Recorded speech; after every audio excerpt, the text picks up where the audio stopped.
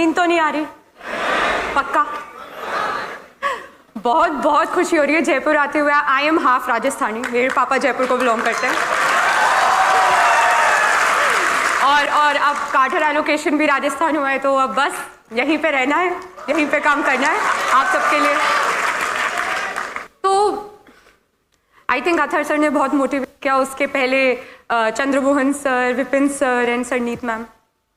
Civil services हम जब भी सोचते हैं तो बहुत सारी चीजें, अच्छा लाल बत्ती, अच्छा रुतबा है, अरे वाह इतनी रिस्पेक्ट मिलेगी, एक ग्लैमर भी है, और हम इन सब चीजों से अट्रैक्ट हो जाते हैं कि यूपीएससी की तैयारी करेंगे, सिविल सर्विसेज देंगे।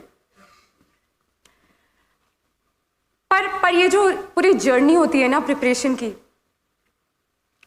ये सबको पता ही है काफी मुश्किल होती है। और फिर अगर इन्हीं चीजों से मन भरता है तो 5-10 दिन बाद ये सब चीजें आपको मोटिवेट ही नहीं करेंगी, और फिर आप क्या सोचेंगे, जब रोज पढ़ना पड़ेगा 10-10 घंटे, हमसे नहीं हो पाएगा। ऐसे वैसे काफी सारे लोग प्रिपरेशन कर रहे होंगे already. How many of you feel हमसे नहीं हो पाएगा? ये फीलिंग आती किस किस को है? अरे सच बताओ, किस किस को लगता है कि हर दूसरे तीसरे दिन ऐसे ख्याल आता है, नहीं हो पाएगा, बहुत मुश्किल है, हमसे नहीं हो पाएगा? नहीं, ये सच बता रही हूँ, ये सबको लगता है, ये मुझे हर दूसरे तीसरे दिन लगता था।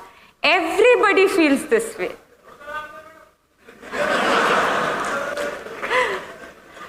क्योंकि ये एग्जाम इतनी कॉम्पिटिटिव है, इसमें हर फील्ड से स्टूडेंट्स बैठते हैं, इतनी ज़्यादा पढ़ाई करनी पड़ती है। ये वाजिब है कि आपको हर दूसरे तीसरे दिन लगेगा कि बहुत मुश्किल। तो हर दिन अपने आप को कैसे मोटिवेट करें, कैसे अपने आप को याद दिलाते रहें कि नहीं सिविल सर्विसेज करनी है, मुझे आज 9-10 घंटे पढ़ना है, कैसे कैसे अपने आप को पुश करते रहें।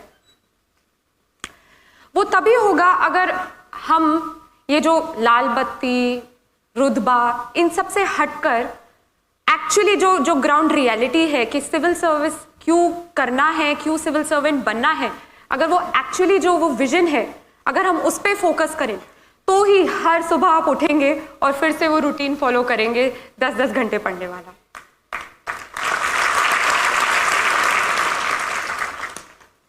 हम रोज अखबार पढ़ते हैं, सिविल सर्विस एस्पिरेंट्स तो पढ़ते हैं अखबार। कितने लोग अखबार पढ़ते हैं? अच्छे से एज इन 2 घंटे लगा के अंडरलाइन करके? नहीं और हाथ दिखाओ, ऐसे मत करो। So, हम पढ़ते हैं और चीजों के बारे में जानते हैं, अच्छा यहाँ पे रोड ठीक नहीं है, यहाँ का पानी गंदा है, हवा जहरीली है, इंफ्रास्ट्रक्चर बेकार है, उतनी जॉब्स है नहीं जितनी चाहिए। हम बहुत क्रिटिसाइज करते हैं, सरकार ये नहीं कर रही, वो नहीं कर रही। पर कितने लोग हम एक्चुअली सोचते हैं कि अच्छा हम पढ़ ले ये, हम फिर ये प्रोफेशन ज्वाइन कर ले और फिर हम कुछ चेंज लाए? कितने लोग सोचते हैं? अरे वाह, जयपुर तो भाई कमाल है। यहाँ पे पहले से मेरे बोलने की जरूरत ही नहीं है, पहले विजन बने हुए। जी, सो अगर आप हर दिन जब अखबार पढ़ते हैं और इन सब मुद्दों पर सोच विचार करते हैं तो फिर हर दिन आप मोटिवेटेड रहेंगे। अगर आप में वो चाहत है कि जब मैं सिलेक्ट होकर सिविल सर्वेंट बनूं, मैं कुछ बदलाव लाऊं अपने एंड पे, जो मैं क्रिटिसाइज करता रहता हूं, कंप्लेन करता रहता हूं, करती रहती हूं, अगर मैं सिलेक्ट होकर मैं कुछ चेंज ला सकूं तो आप बिल्कुल सही रास्ते पे चल रहे हैं।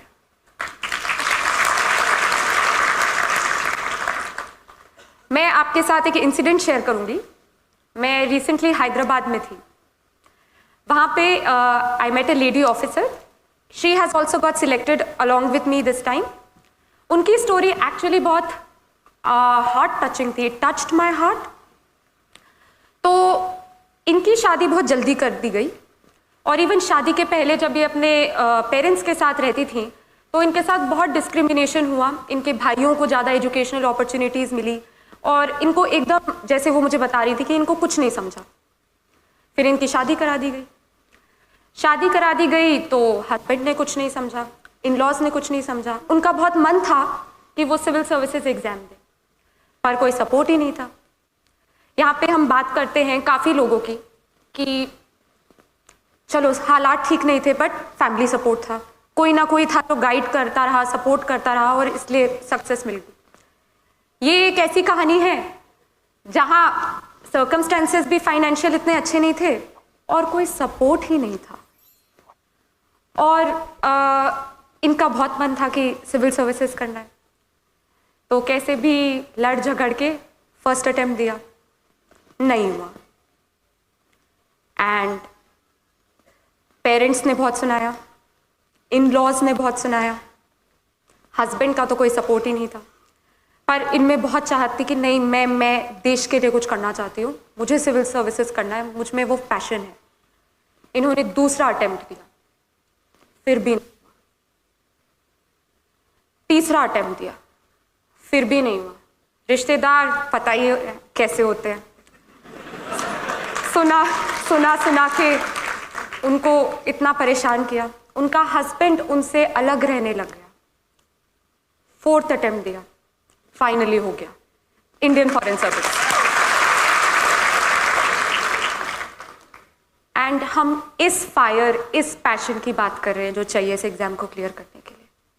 इतनी इतनी इतनी इतनी हिम्मत चाहिए कि चाहे कोई भी ऑड हो, कोई भी कठिनाई हो, कोई भी डिफिकल्टी हो, आप कर सकते हैं। देखिए, ना ही वो कोई रईस खानदान से थी और फैमिली सपोर्ट नहीं था, हस्बैंड आपसे अलग रहने लग गया। सोचिए किस परिस्थिति में दिया, और चौथे अटेम्प्ट में। तो ये this is the passion we are talking about. Michael Phelps का नाम सुना है आप सबने? तो बीजिंग ओलंपिक्स जब हुए थे उसके जस्ट आप समझ लीजिए 1-2 महीने पहले की बात होगी, उनका एक्सीडेंट हुआ। डॉक्टर ने बोला कि उनका शायद राइट हैंड इंजर हो गया था, and he said, doctor said that I don't think अभी आप यूज राइट हैंड से कर पाएंगे, कि ज़्यादा चोट लगी है। ही सेड तो क्या हुआ, पैर तो है। And then he went on to win 8 medals in Beijing Olympics. तो कितनी मुश्किलें आती हैं, कितनी परेशानियां आती हैं, पर अगर वो दिल और दिमाग में है कि नहीं करना है तो करना है, और लोग फिर करके दिखाते भी हैं। सिविल सर्विसेज, जैसे कि मैंने कहा कि काफ़ी मुश्किल परीक्षा होती है, देश की सबसे कठिन परीक्षा होती है। इतने सारे लोग बैठते हैं, हर दूसरे दिन मैंने बताया ऐसा लगता है हमसे ना हो पाएगा। तो ये जो मेंटालिटी है, इसको टैकल करने के लिए आपको सबको अपने लिए वो एक वजह ढूंढनी है। वो एक वजह ढूंढनी है कि आपको वो क्या चीज़ मोटिवेट करती है, क्योंकि आएंगी सबके जीवन में किसी ना किसी प्रकार की कोई ना कोई डिफिकल्टी, कोई ना कोई परेशानी आएगी। कभी कुछ हो जाएगा, कभी आपके पास वो मीन्स नहीं होंगे, कुछ ना कुछ होगा। बट अगर वो एक सोच है आपके दिमाग में, तो वाकई आपको कोई रोक ही नहीं सकता। इस परीक्षा में जैसे कि 3 भाग होते हैं, प्रीलिम्स, मेंस एंड इंटरव्यू। काफ़ी लोग मुझसे पूछते हैं कैसे प्रिपेयर करें, फर्स्ट स्टेप क्या होता है प्रिपरेशन का। और मैं सबको यही कहती हूँ कि फर्स्ट स्टेप है कि आप पूरा यूपीएससी सिलेबस याद करें, मेमोराइज करें, अपने दिमाग में बिठा लें। क्योंकि अगला सवाल वो होता है कि न्यूज़पेपर कैसे पढ़ते हैं। न्यूज़पेपर ऐसे पढ़ते हैं कि जब आपके दिमाग में वो पूरा सिलेबस बिल्कुल छपा हो, तो जब आप अगले दिन अखबार पढ़ेंगे तो ऑटोमेटिकली आपका खुद दिमाग बोलेगा, अच्छा ये मेरे एग्जाम से रिलेटेड है क्योंकि ये सिलेबस टॉपिक में था, अच्छा ये नहीं है क्योंकि ये सिलेबस टॉपिक में नहीं था। तो सिलेबस याद करना बहुत ज़्यादा इंपॉर्टेंट है, क्योंकि वो आपको अपडेटेड रखेगा। कुछ भी आपके अराउंड हो रहा होगा, आप जब भी अखबार पढ़ेंगे, न्यूज़ देखेंगे, रेडियो पे कुछ सुनेंगे, इंस्टेंटली आप कनेक्ट करेंगे कि ये मेरे एग्जाम के लिए कैसे रेलेवेंट है। ये जो प्रीलिम्स है, मेंस है, इंटरव्यू है, ये तीनों इंटरलिंक्ड हैं, ये अलग नहीं है। प्रीलिम्स आपका बेस बनाएगा, मेंस में आपको अपने बारे में बताना है इन द सेंस कि आपके क्या ओपिनियंस हैं, आपके क्या सोच विचार हैं मुद्दों पर। वो आपसे आपका ओपिनियन कमेंट पूछेंगे कि आप बताइए आप क्या सोचते हैं इस इशू पे। हाँ, और इंटरव्यू तो क्या बताओ, सबसे सबसे डरावना मोमेंट होता है लाइफ का। यूपीएससी इंटरव्यू आपको वो अच्छी तरीके से हर तरीके से ग्रिल करेंगे। इनफैक्ट जब आप वेटिंग एरिया से इंटरव्यू बोर्ड की तरफ चल के जा रहे होते हैं तब आप यही सोचते हैं बस भगवान बचा लेना बस। पर जब आप बोर्ड के इंटरव्यू रूम पे नॉक करेंगे और वो आपको बोलेंगे यस कम इन, और फिर आप बोलेंगे गुड मॉर्निंग मैम सर जो भी है, तो वो जो आपको हल्की सी स्माइल देंगे उसके बाद फिर लगता है चलो ठीक है, अभी मरने वाले नहीं है, अभी जिंदा रहना है। और ये बहुत डराने वाली बात होती है कि नहीं वो तो खा जाएंगे तुम्हें वहाँ पे, बट वो काफ़ी काइंड होते हैं, they are very supportive and वो इवन हिंट्स देते हैं अगर उन्हें लगता है कि आप हिंट से थोड़ा और बेहतरीन आंसर दे पाएँ।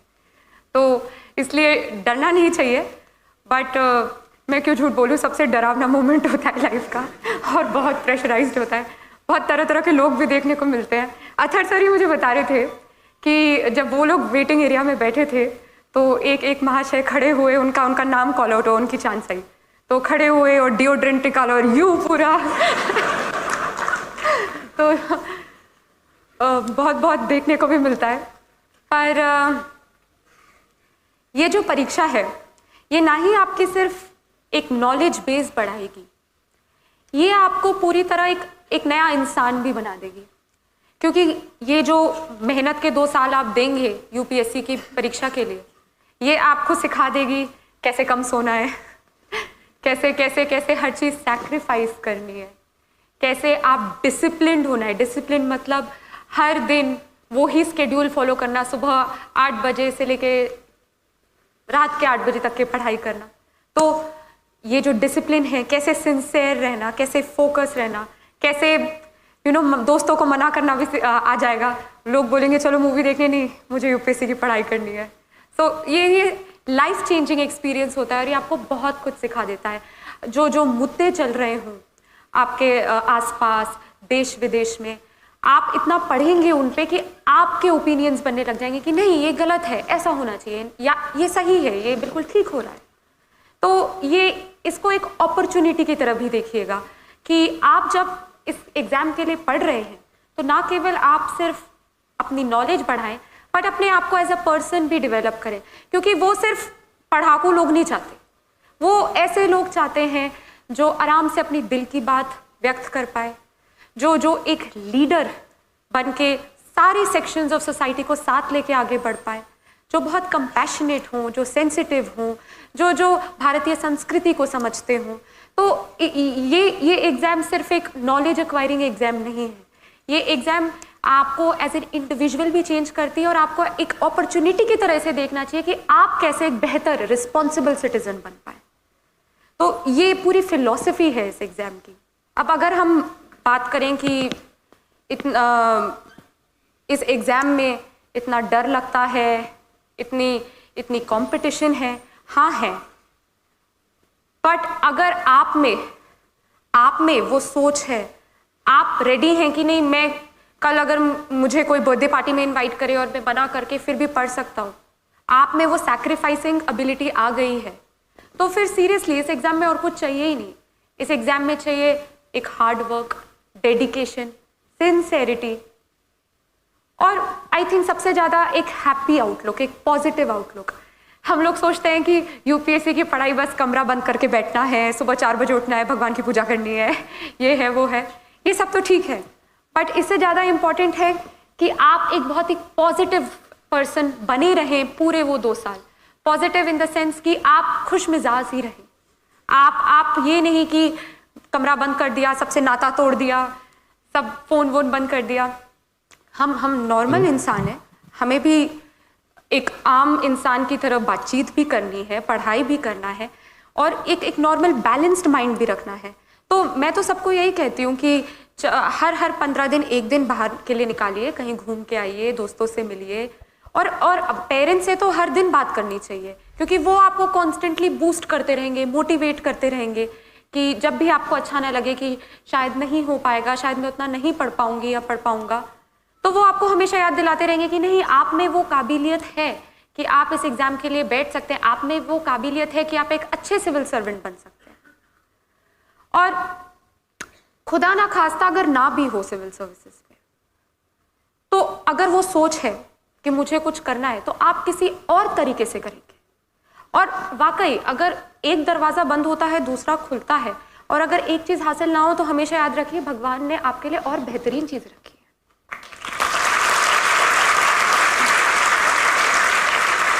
तो यूपीएससी की पढ़ाई ऐसे करें कि जब आपका अगले साल सिलेक्शन हो तो आप बोले, इतनी शिद्दत से तुम्हें पाने की कोशिश की, इतनी शिद्दत से तुम्हें पाने की कोशिश की कि हर जर्रे ने तुमसे मिलाने की साजिश की।